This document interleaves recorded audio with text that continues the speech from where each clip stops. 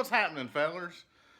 Tonight, by the power tools vested in me, we're gonna marry this to, where you at? The transmission. I feel like a weatherman. There we go, transmission. So we're gonna put those together tonight, and then hopefully in a day or two I'll get the car pulled in and go ahead and put them in. So by the power tools vested in me, I will marry them and allow them, pronounce them motor and transmission, and they can kiss the K member. That was a stretch. All right, next item of business is taking that pilot bearing out. It's taunting me. It's like, put a 5-speed behind me, and I really want to, but I got to pull that out, and I got to put my rear main in. It's not in there yet. So next two things I got to do, and then we'll get the transmission set on there. Dadgummit. Got my fancy puller here, and it pulled the little roller bearing setup out, but the main part, it's kind of dark. Let's see if we can get some light on it. The main part is still in there. Y'all see that? Always something, right? Well, we'll get it out somehow, some way. Or I'll just have to put that piece back in and put a 5-speed in it. ...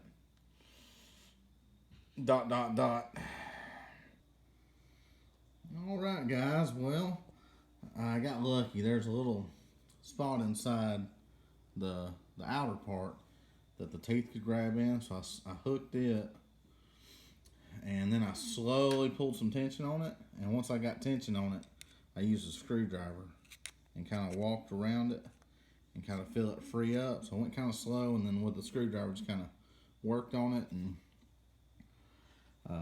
making some progress. Hey, that and a prayer will get you a long ways. So this is gonna, I've spent a long time getting these out before whenever it gets bad, if they're rusty or crusty, or if they were driven in crooked or something. So I'm really grateful this isn't going to be an all-night affair. You'll see that is like perfect, meant to be. Anyways, it's out and it's ready for a torque converter. Got the rear main seal in and got the 10 plate on there and the flex plate on. I use this bolt right here to use with my pry bar so I can hook in the teeth. And see that, so I can hold it in place while I torque the bolts. So I mean, you can kind of use the dowel pins, but you don't have a straight shot. Putting a bolt in there is a way to go. So little tip, maybe that'll help you next time you're torquing a flywheel or a flex plate. As far as rear main seals go, David has a real good video on how to install that. On my next motor, I will follow his tips and actually buy the seal he recommends, but I already had this one, and it is what it is. Hopefully it don't leak. Fingers crossed. All right, guys, the ceremony's about to happen. About to marry these two. Obviously got the motor on the cherry picker, and the transmission I put up on the tailgate of my truck. The way I'm gonna do this, I mean, I guess y'all kind of figured out from the pictures, but one thing will help you, especially on the Ford, since there's studs on the converter instead of bolts like on a Chevrolet or a Dodge. I've got this one centered on the starter, little starter bell, and then I've got one right here. I've got this one centered on the starter, so it'll be easy to see as I'm lining it up, because not only on a Ford automatic, not only do you have to line up the dowel pins, but you got to line up the studs on the converter. So anyways, about to put these two together and have a beautiful union.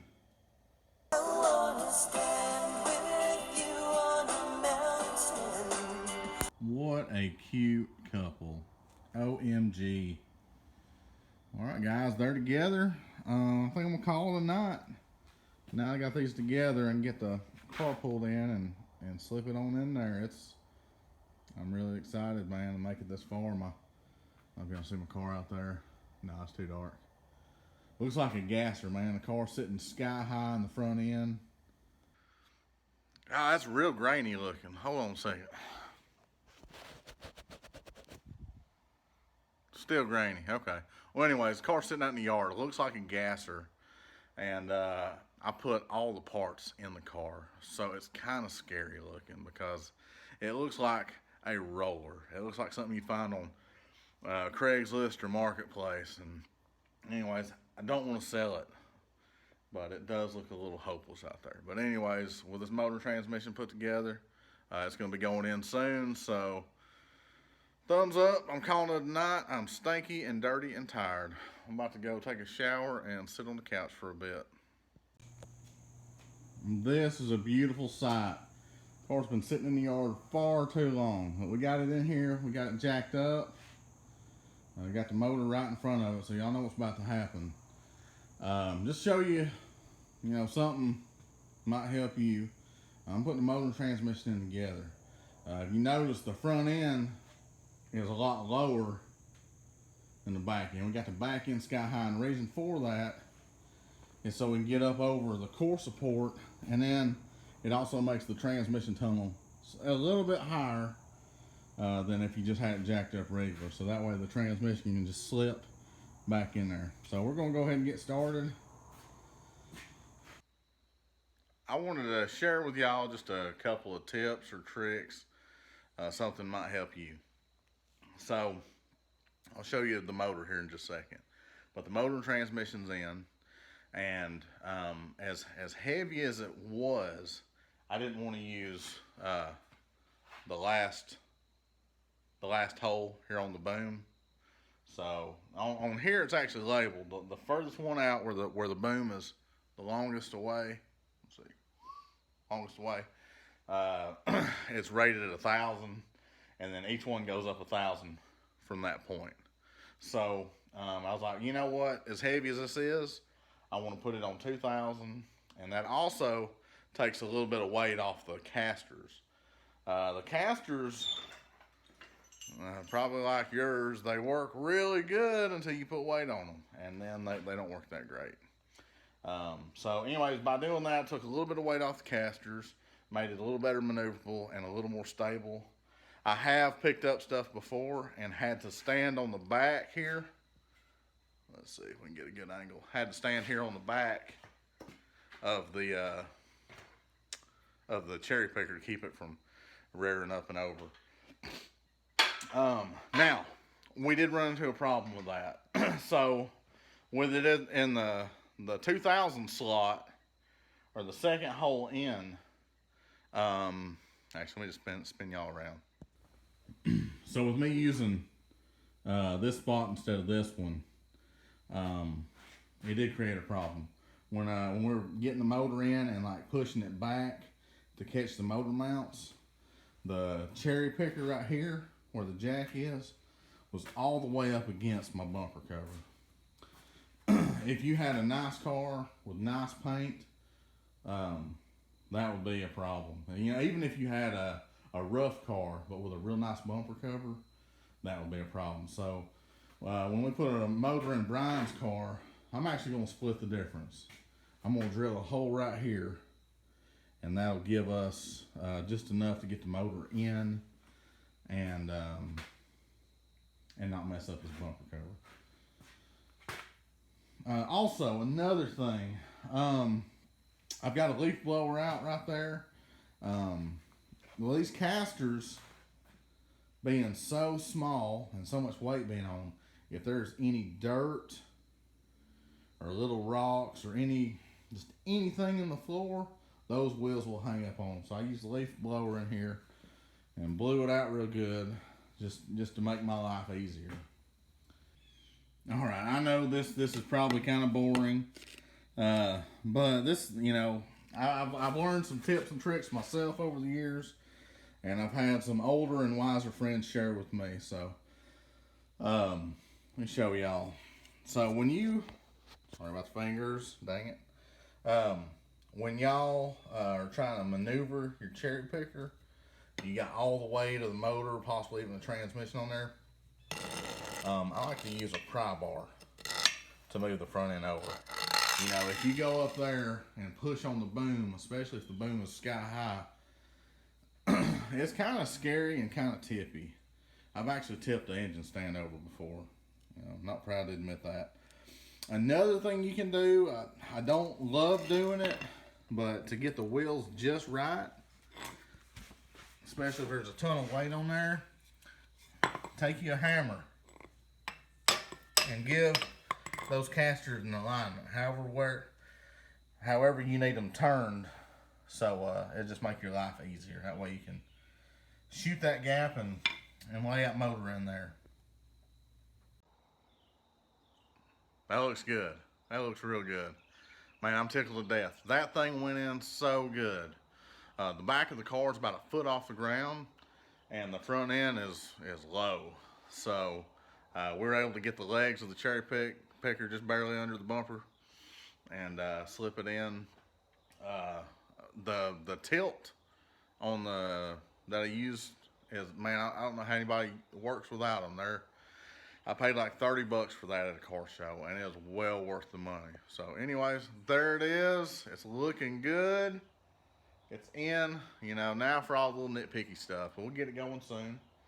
It's Thursday night. My friend's up at the track. I would really like to be there with him, but this is, I'm definitely happy to be here too. I'm making some progress, and it's no longer a roller anymore. It's actually a car with a motor and a transmission. And I even put a drive shaft in it. Let me tell you, I really like that thing. That's a wonderful tool. Absolutely wonderful. If you don't use one of those, you know, I've done it before where I use like ratchet straps to pull the front or the back up. But that is wonderful. But I did something wrong. And can you see it? Do you see what I did wrong? Okay. It's on backwards.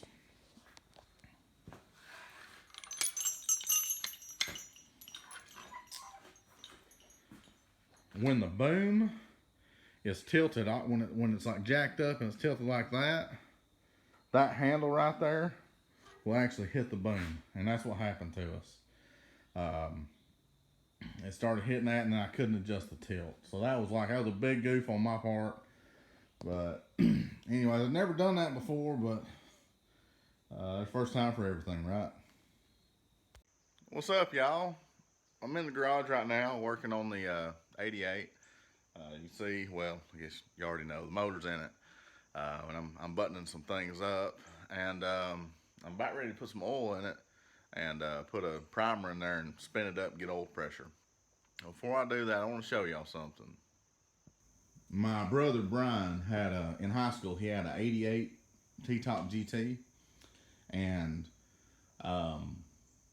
like it didn't have hardly any oil pressure. And anyways, my dad's like, he didn't think that the oil pressure was a problem. So over here, sorry to be walking around so much. Over here inside the block, I'm not gonna be able to see it really. Right here is where the oil pressure sending unit goes. So his motor was kind of nasty. They pulled that out. So he pulled this off, that little log, and pulled this off.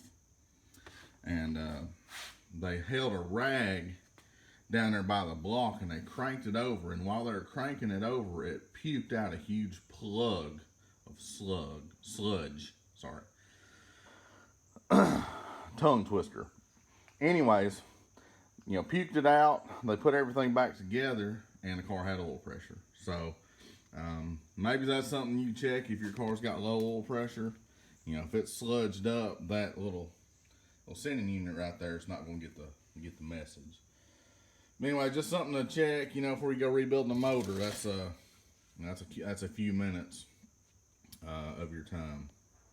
One more thing. Whenever I'm dealing with this, you know, most of the time, like on a thread like that, I'd use Teflon tape. For this, I'm going to use black RTV. Um, I'm pretty sure this has to be grounded, so I wouldn't want the Teflon tape to cause an issue with the ground and maybe give me an intermittent problem or no oil pressure. So just another thing to think about, you know, whenever you're dealing with that. If the sensor has to be grounded, don't use Teflon tape. All right, if y'all see down there, sorry, I got the smaller, the little high torque starter down there, and I don't guess it's gonna focus real well. There we go, that's better. So it's down there. With long tube headers, you want a smaller starter, and with some brands of long tubes, they will not work with like the big style starter that originally came on this 88. I don't remember exactly when they went to the smaller version. But anyways, that's in there, it's in place. Denzel gave me an old core, and I was able to swap it out for this rebuilt one. I got it from a local shop that rebuilds, so it was like 65 bucks. And it had a 1-year warranty, so that's not too bad. They do good work. I've had good luck with them. All right, I'm gonna show y'all something else. All right, interesting tidbits. Go.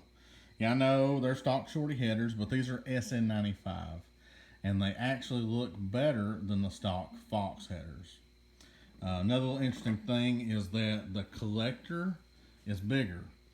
On an SN95, the H-pipe actually has 2.5-inch pipe between the cats. So anyways, you get a bigger, collector there for the 2.5-inch pipe. For the Fox guys, for anybody's trying to get more flow out of their shorties, if you're using 2.5-inch pipe, you can use the SN95 collector kind of as a guide to see how big you want to trim out yours on your shorties. So, every little bit counts, especially when you're on a budget. So you gotta get outside the box. But anyways, there you go. Most time when it comes to Mustangs, the Fox, performance-wise, is superior to the SN. But the SN, has some good things about it. These being good, the electric fan. Anyways. That's just it. That's all.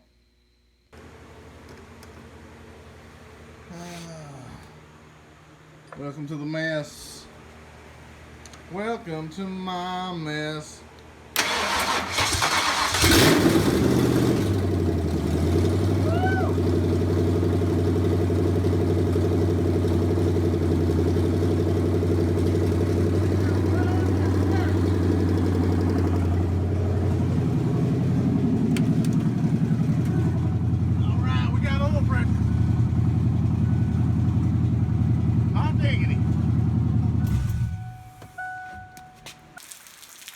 Alright guys, well, you can see it's pouring down rain.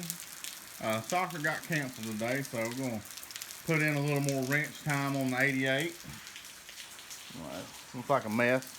Anyways, about to put a new high-tech H-pipe on it. Check this out.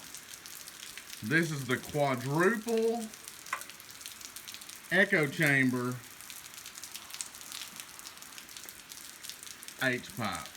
It's amazing. I'm telling you, these right here are acoustically designed for premium sound and performance. Yes. Hey, if you throw enough adjectives at something, you can make a piece of junk look good or sound good. But anyway, that's what's going on. This is actually the stock H-pipe off my 95. There are no guts in this. I guess somebody already cashed out on the platinum. What's going on, guys? Man, it feels like it's been forever since I talked to y'all, or since I've been to the track. This project has taken way more time than I thought it would. And that's just how it goes. It's a lot of cleaning. You always forgetting something. here lately I've had I've been putting a lot of time into soccer and youth activities for the church. So those are things that have taken my time, and just normal stuff, normal life stuff. Just kind of an update on what's going on. The motor will run. I got the H pipe on, and I've got some flow tubes on there. Let's see what else. I changed my alternator. It's got a 3G now, and it's well, I robbed it off of my 95, and the pulley was different size than my Fox. So the belt I had, the belt wouldn't work. So I went through about 10 belts. I don't know if you can see them hanging behind me, but I got about 10 belts hanging on the wall, and I found one that works.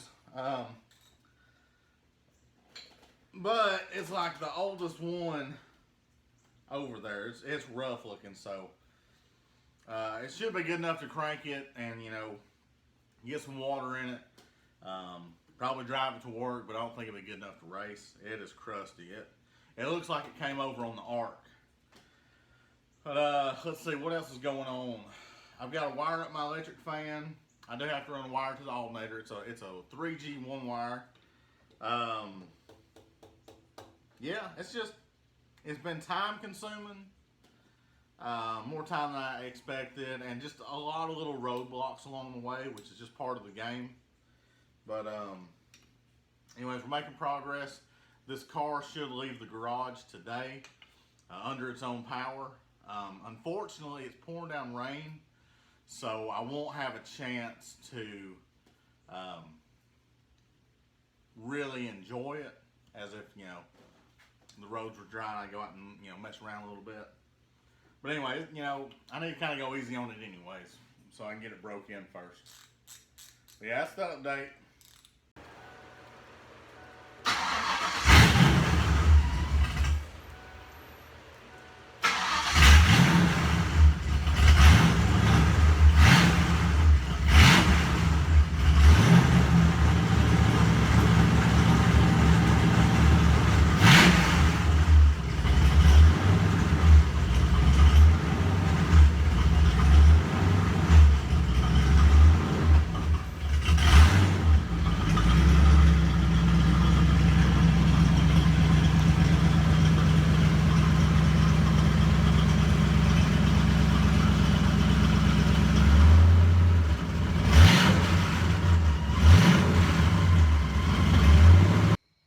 Well, guys, there it is. Out of the garage and into the yard. It's been a long time coming, but it runs and drives on its own. That means I pulled it out of the garage without a big ordeal, so that's good. I will be putting headers on this thing, long tubes on it, maybe a couple weeks or a month, and I'll be putting the 75mm throttle body on it as well. Main thing now is just kind of drive it and work out, the kinks, or work out the bugs. I'm sure I forgot stuff, so anyway, I'll get it sorted out and get it broke in. I'll probably make some trips to Birmingham or Fort Payne and just put some miles on it, put some heat in it. But anyways, the car's alive again. We'll be going to the track as soon as possible. Thanks for watching, and we'll see y'all later.